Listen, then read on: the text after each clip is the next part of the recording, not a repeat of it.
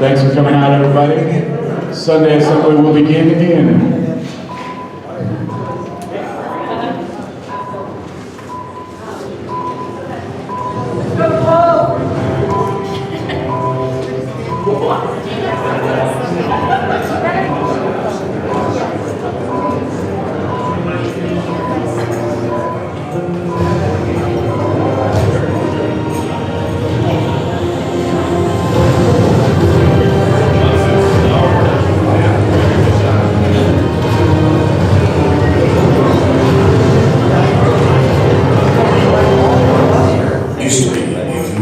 Church in Las Vegas, you might not even have a community. A dwindling number of people are going to church.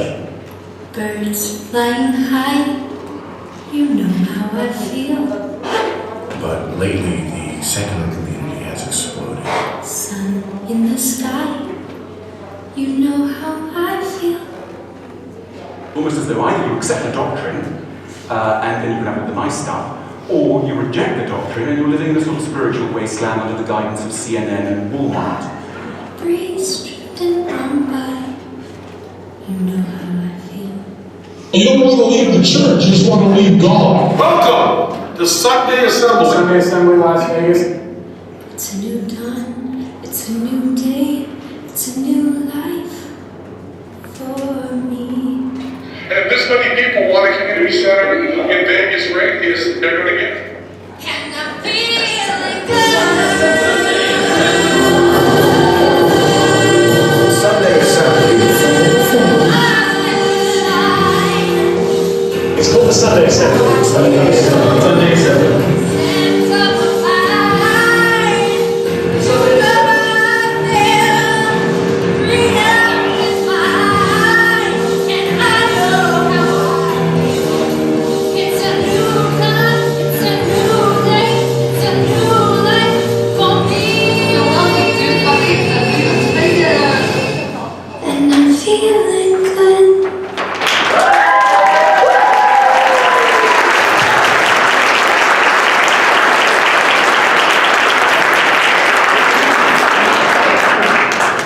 The sign worked as planned. So thanks for coming to Sunday Assembly, everybody. I am Kevin Breen. This is Cassandra Giovanni. And first up, we are going to have a miracle at this Sunday Assembly. And I am not talking about this miracle right here. This is one of our miracles. This is our first assembly baby, Cassius. Just be prepared that you're going to see a lot of photos of Cassius in the coming year. He's and adorable. There we go. He makes great faces. And if you thought that was cute, this is my dog. I didn't even need the sign for that. That's Dog at game night that we just had for the first time this last week. I think he needs to be the mascot. Like, that's going to be the game night photo for every game night. It's awesome. It seems like he's losing the Cards Against Humanity. He's a sore loser. But after that, at this, oh, by the way, I was supposed to say it initially, this is the Storytelling Sunday Assembly, the Storytelling Spectacular.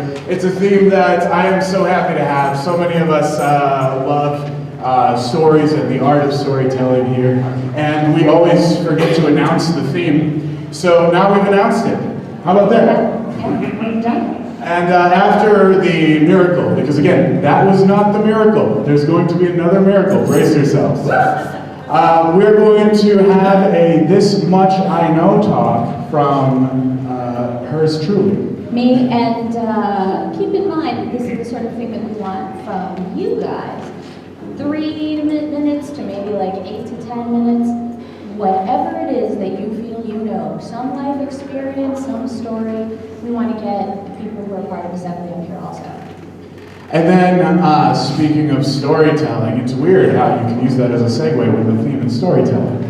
Evan Clark from the new podcast, The Humanist Experience, will be talking about that new podcast. And where's mine? Okay, there we go.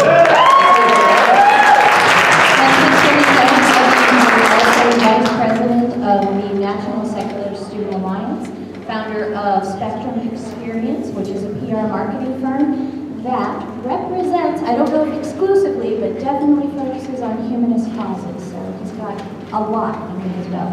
And he's a force of nature. That's on my notes. He's a force of nature. He's also very cute. Just to make sure you know. So it's adorbs, ladies.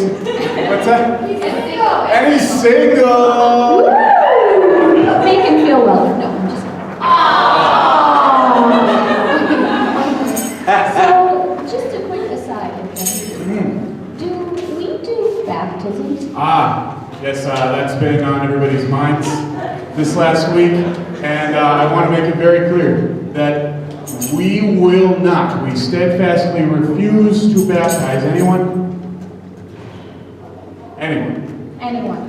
Equally. Straight parents, gay parents, no parents, I don't know how it happens, but no one. No one. We discriminate equally here. Even adorable orphans. All right, but before we get to all of that, are we ready? We're going to need everybody to stand. Yes, please stand. Sing-along. This is going to be a new song. It might be a little unfamiliar, but we hope you'll sing along as you catch on. There is a song that's called We're from Barcelona, and we have changed it to We're from Sundays. As you can see, the lyrics are hard to remember. So.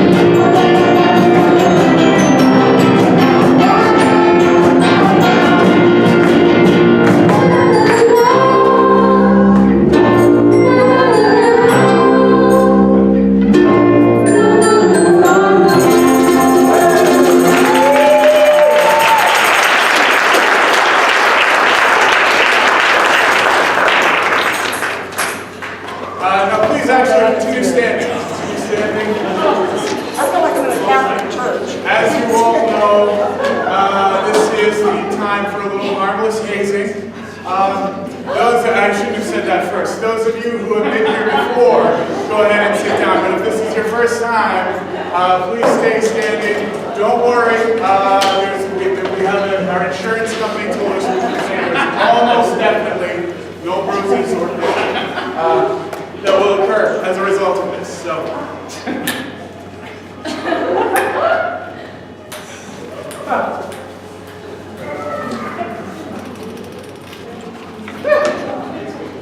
Oh no, they're coming back.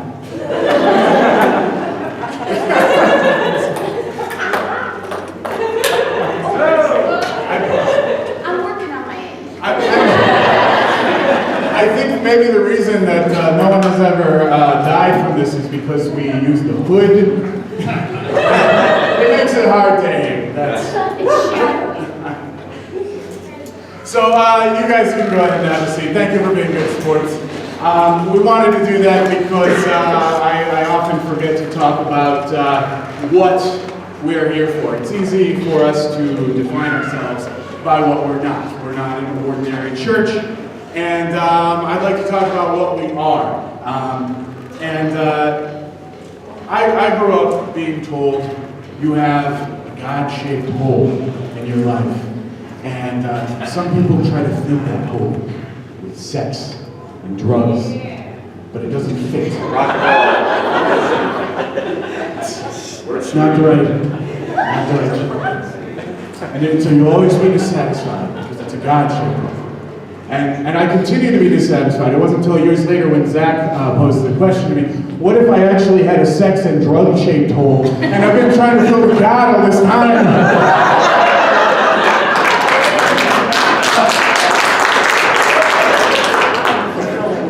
But I think that we've had an amazing time coming together under a banner about not which doesn't define us, but what does. And at Sunday Assembly, our theme is to live better, help often, and wonder more. And there we go.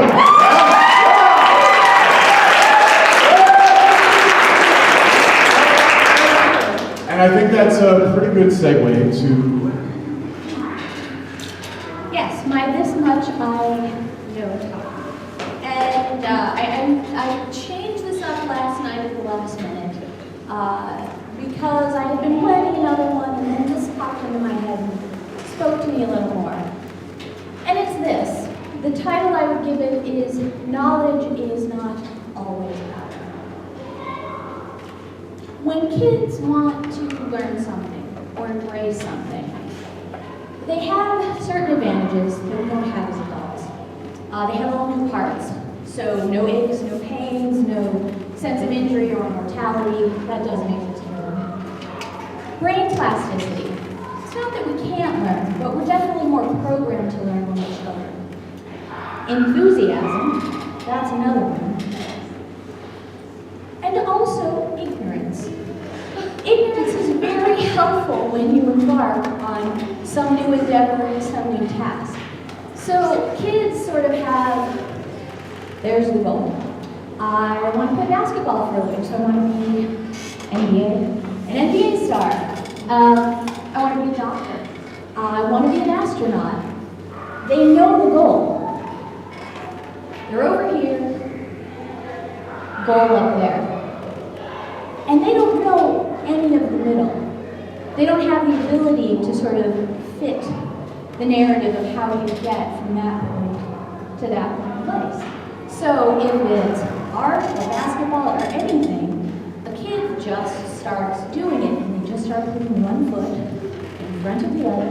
And if they're thinking in terms of the future, it's usually something along the lines of, well, I have violin practice lessons, and I'm going to have to practice at home, and I have a lesson on Wednesday. So that's it. They're not thinking that, okay, to be a yo-yo ma, I am going to have to devote my entire life to it. It is going to be sacrifice. It is going to be pain. It is going to be commitment. I'm guessing there are calluses involved with violins, also a certain physical toll. That's not in their heads. They just know that they want to do it. And they start from an emotional place because they process decisions through their amygdala. So that's a benefit. The downside to that is that it doesn't keep them from destructive choices. So as adults, we do process more with like the frontal cortex, prefrontal cortex. So when we decide we want to do something, we don't just know where we're starting. We don't just know the goal. We're going to fill in that narrative and everything that's in the middle. Oh man, yeah, I want to start a business, so I'm going to have to quit my job. There goes my security. I'm going to have to enter the bank account. I'm going to have to take out a loan. Man, every waking hour, and there are going to be more waking hours than there were before, are going to have to go into that business. We lay out all of the process and all of the negative. That's good because it keeps us from jumping off of cliffs. But at the same time, we talk ourselves out of a lot of things that we're probably more than capable of doing.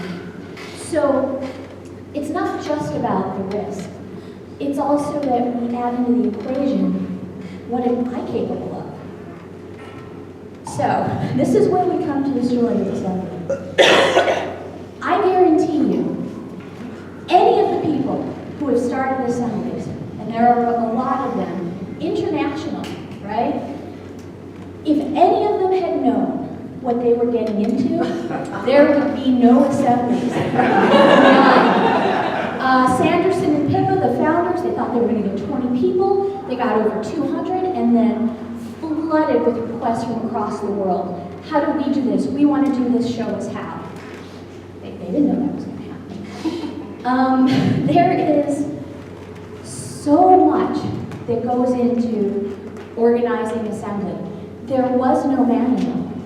Everybody was just sort of free-forming every last bit of it. We're a year out. There are some that are 2 years out, some a little longer who started closer to the Sanderson and Pippa timeline. If there had been, in a manual form written down, you will have to devote this much time every week. You will have to take this much time and energy from your husband and daughter. You will have to put in this financial commitment. You are going to have to do all of these things that you have never learned to do, and do a ton of things that you are incredibly uncomfortable doing. No one would have done it. No one would have done it. The thing is, because we made that emotional leap, because there really wasn't information for us to process to say, ooh, this maybe isn't a good idea. The thing they couldn't have put in there is there would be no way to describe how rewarding this is, how amazing it is. It's, I'm gonna get emotional. The people that I've met, the friends that I now have that I didn't have, even the people I'm not necessarily friends with, but who I've seen form groups because we provided a space for them to come. People coming and being themselves. And then on a personal note, all of those things that I was uncomfortable with and may still be uncomfortable with, I have an immense sense of pride. If I had seen you will have to network on a manual, that would have been it. No, thank you. But again, the thing that they could have put in there, if I was thinking rationally about it, is that the networking would occur with people that I wanted to network with. That it wouldn't be like a cold business manipulation sort of situation. That it would be this warm, wonderful, reciprocal thing. So, having said that, nobody would have done anything if I had told. If there was a way to communicate to them what you get out of it, which is far in excess of what you put into it, even though I will have days, and various of you know where I may not be feeling that in the moment. The thing I want to say is that I have stretched my boundaries and my abilities and found that there were things that I was certain I couldn't do that I could. I am not saying anyone here should go empty the bank account, take out a loan, move to another country, and completely implode your life because you have a dream that's ridiculous. But when you're rationalizing whether to go after something that you have wanted, consider that you may have far more in you than you ever dreamed you do. And I will say from the people that I work with here, they underestimate themselves so much. They are so amazing, and I can't get some of them to believe how amazing they actually are. So consider that you're far more amazing than you are. And if it's the workload or something like that keeping you from doing something, consider that you may get so much more back than you ever put in. Don't blindly follow your dreams. are the things that maybe you could do and stretch yourself because it's worth it. And knowledge is not always power, because I wouldn't have done it if I had known. But I'm so glad I did.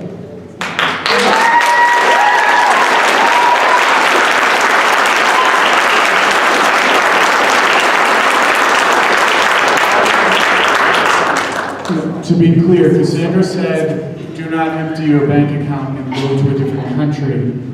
If you want to empty your bank account and stay here and give it to us, that's highly Yes, we will recommended. take your money. All right, so up next, I know a lot of us are skeptics here. A lot of us, I need some volunteers, you, and a lot of us are skeptics here. A lot of us, we want to see the evidence.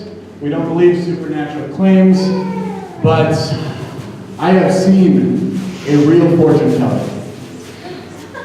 And I think that you guys are going to agree that this is a truly supernatural being. Three-headed fortune teller. If we can get everybody with flashlights, turn it on. Yes, great.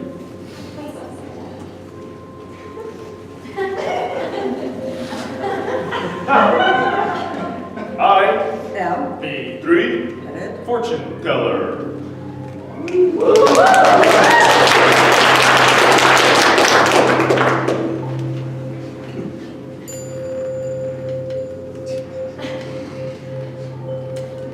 Does anyone have any questions about the future?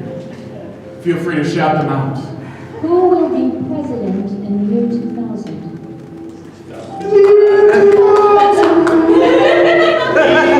Imperial. Yes. All right.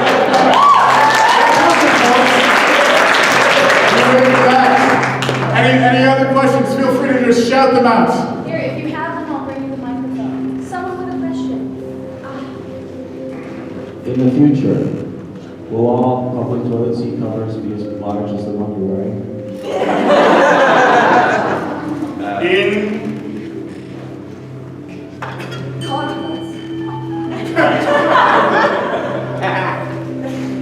must Be as happy fair. because when are forced To wear something. what? Not.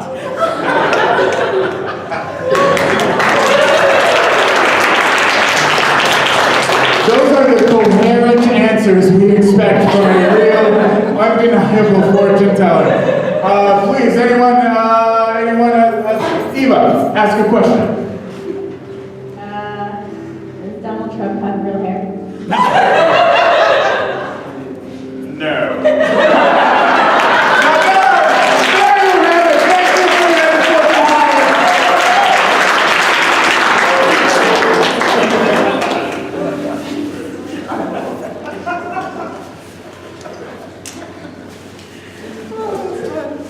All right, I believe now is the time for the band to come back up.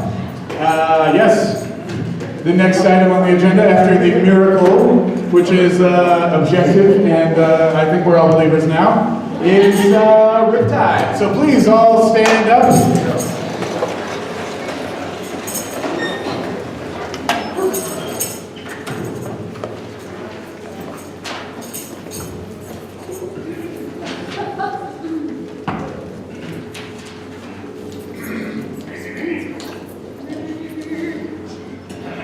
Oh, sorry, Kate. Oh.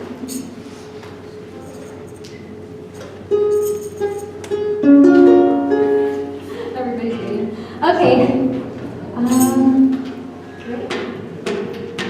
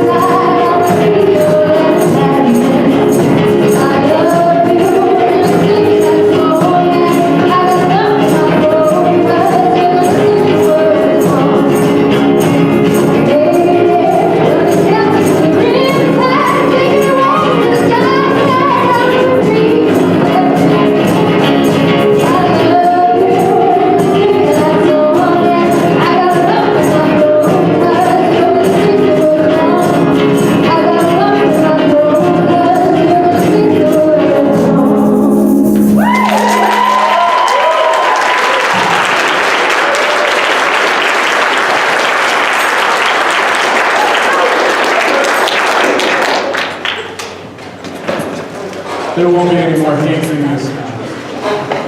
All right, next up is our featured speaker, Evan Clark. We've already piled on his praises, but have I mentioned he's a force of nature? All right, come on up, Evan.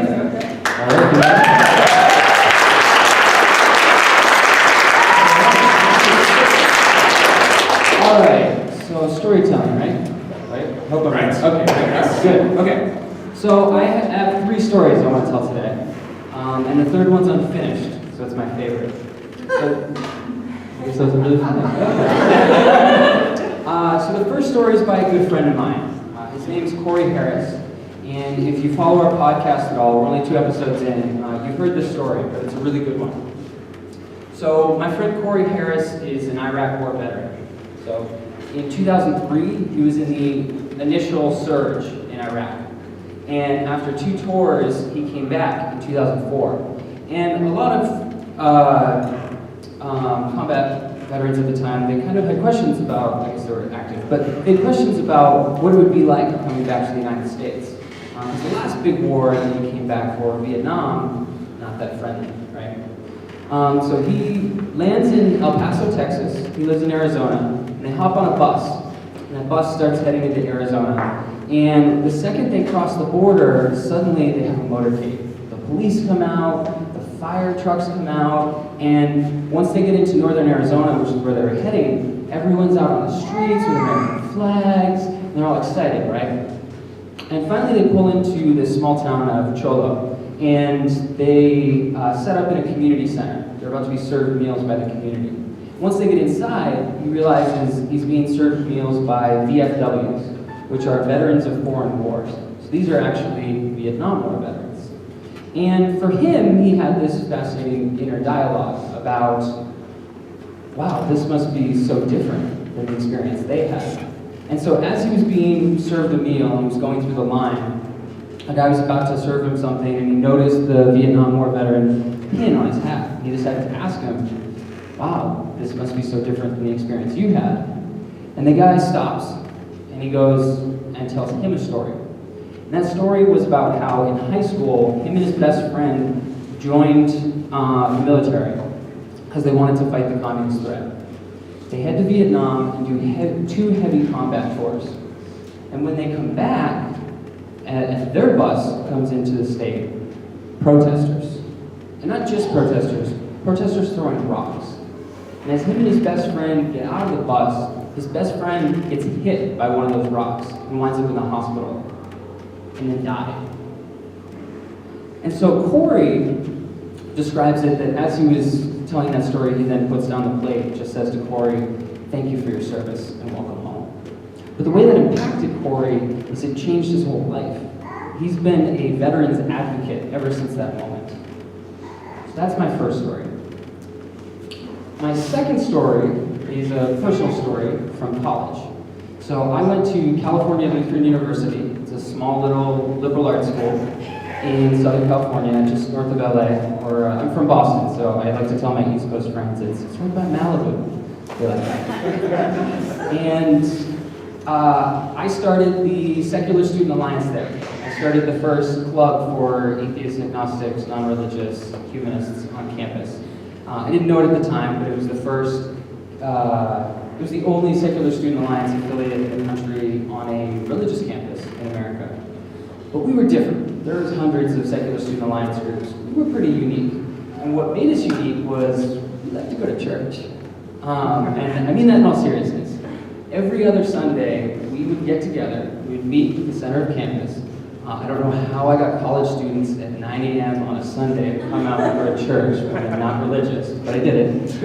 And we would explore the beliefs and experiences of those that are different than us. The idea being that if we're going to have a secular club on a religious campus, in a religious society, I think we owe it to ourselves to learn what we don't believe.